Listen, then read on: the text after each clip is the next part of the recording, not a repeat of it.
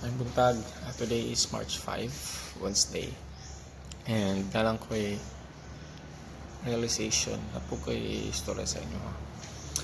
Pila na kaadlaw, nagsakit ang akong shoulder niya.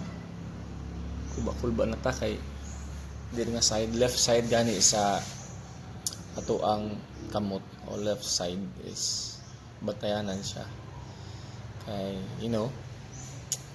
some indication na siya nga there could be kanang about heart attack lagi nga istorya.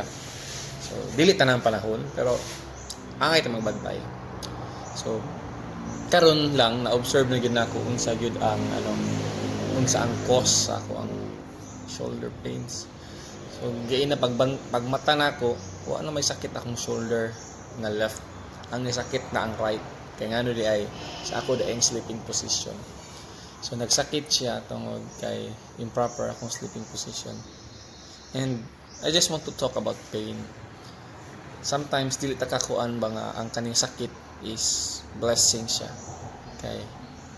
Believe it or not, ang sakit is an indication nga there is something wrong or too much na. Ang atong lawas daw kay na siya kapasidad nga mo antos mo utong daw siya taman sa makaya niya na siya threshold na kaya niya iutong.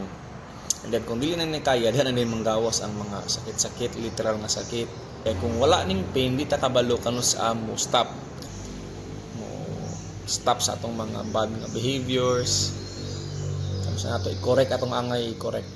So muna akong question sa ato ang tanan, napaka gina-experience nga pain. It could be physical, emotional, or anything nga pain karon nga para sa imuha annoying kay siya nga di ka kasabot sa meaning unsa nga klase nga pain na. And kaduha, nada ba kay pain karon nga imo na siyang gina-consider nga nalipay na ka nga Lord, salamat Lord ani kay naani siya nga pain kay nakasabot ko unsay dayang importante. Salamat ani nga pain kay nasabtan ako ang value sa akong kinabuhi. Nabuntag kapita.